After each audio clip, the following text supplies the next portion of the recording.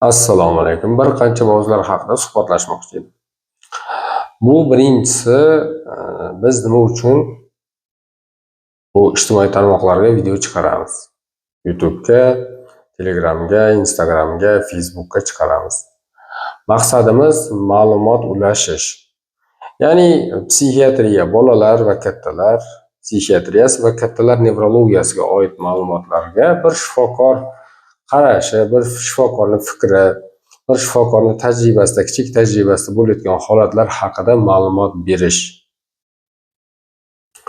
Chunki mutaxassis va mutaxassis bo'lmagan insonlar ham ko'payib ketdi. Ma'lum bir narsalar haqida ma'lumot izlayotganimizda, misol uchun Instagramda ayniqsa ko'p kuzatamiz.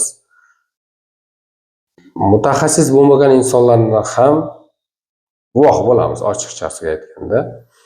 Mutaxassis bilan mutaxassis bo'lmagan insonning farqi tibbiyotda, birinchisi mutaxassis bo'lmagan inson bitta tashxisga qarab, bitta belgiga qarab, bitta simptomga qarab, bitta tashxis qo'yadi.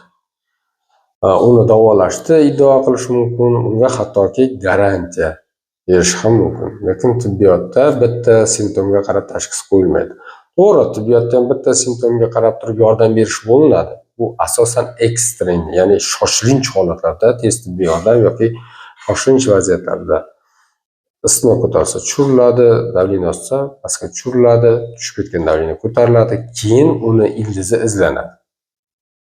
Tashxis bir qancha belgilarni jamlanmasini yig'ish, bemorning kasallik tarixini surishtirish, bemorning hayot tarixini surishtirish, hattoki uni to bolaligi, homiladorlik davrigacha ba'zan boriladi.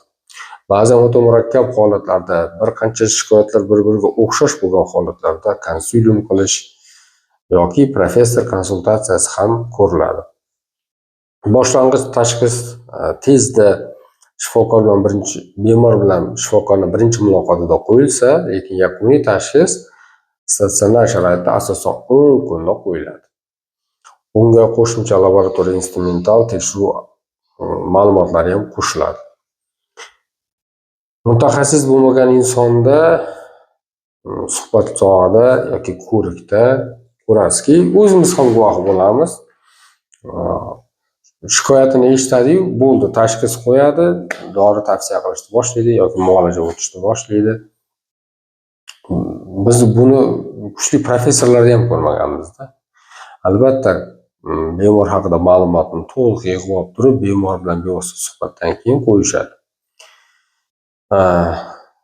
Uni ustiga qo'shimcha ravishda, boshqa sohalardan farqli ravishda psixiatriyada, kattalar psixiatriyasida endagin o'z-o'zidan bosh miyada paydo bo'ladigan ruhiy kasalliklarda birinchi kuzatiladigan belgilardan biri bu tanqid yo'qligi. Bemor o'zini bemor hisoblamasligi yoki bemor sifatida o'zida mavjud bo'lgan jamiki shikoyatlarning ma'lum bir 1% yo 2%ni bemorlik deb hisoblashligi. Bemor o'zini bemor emasman degandan keyin bu bitta murakkablikni olib keladi. Bemor aytadi, menda hech qanday kasallik yo'q. Bemor uxlamasligiga qaramasdan, janjal qilishiga qaramasdan, ishlayotganda ishlamay qo'yishiga, o'qiyotganda o'qimay qo'yishiga, o'ziga qaramay qo'yishligiga, ota-ona bilan keskin, yaqinlar bilan keskin munosabat bo'lishiga qaramasdan men yaxshiman deydi. Ya'ni tanqidni yo'qolishi.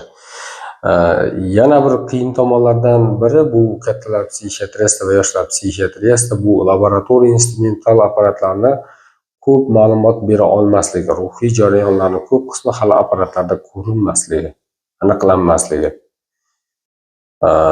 Bu ham bitta bemorni bemor sifatida bilishga qiyinchilik olib keladi. Va bolalar psixiatriyasida, bolalar nevrologiyasida ham, bolalarga oid bo'lgan ko'p sohalarda shikoyatlarning paydo bo'lishi, shikoyatlarni ilg'ab olish, ushlab olish. Bu ota-onaga, buvaga bog'liq bo'ladi. Qanchalik ular sinchkov bo'lsa, shuncha tez sezish mumkin. Deylik, ko'ngli aynib qayt qilishi, isitmasini ko'tarishi, rangi qizarib ketishi. Mana bu belgilarni topib shifokorga olib borish oson. Lekin bolalar psixiatriyasida bolani qilayotgan bu xatti-harakat qiliqlari bu injiqligidanmi yoki xulq-atvor buzilishimi? Bolani bu qilayotgan g'alati holatlar erkaligidanmi, xulq-atvor buzilishimi? Bu bolani serharakatligi bu giperdinamikmi yoki xolerik tipdagi shaxsmi? Mana bu yerda aniqlash qiyinligi ba'zan kasallikni sog' deb o'ylab, ba'zan sog' holatlarda kasallik deb o'ylashga olib keladi. Mana shu kabi holatlar borligi uchun ma'lumot beramizki, shunday tashxislar bor. Tashxislarda shunaqa ko'rinishi bor, shunaqa ilk belgilari bor. Hamma kasalliklar qatori psixiatriyada ham, bolalar va kattalar psixiatriyasida ham kasallikni erta tashxis qo'yish, erta davolash, erta yordam berish shuncha ko'p narsaga olib keladi.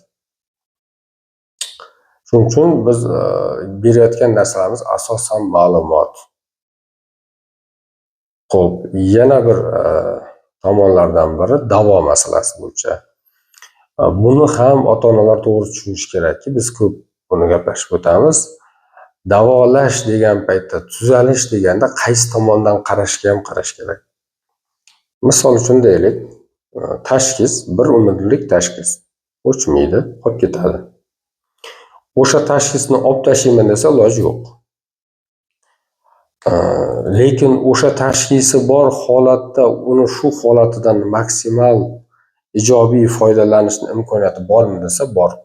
O'shanday foydalansa hattoki sog'lom hisoblanadi. Yoki bir qandli diabeti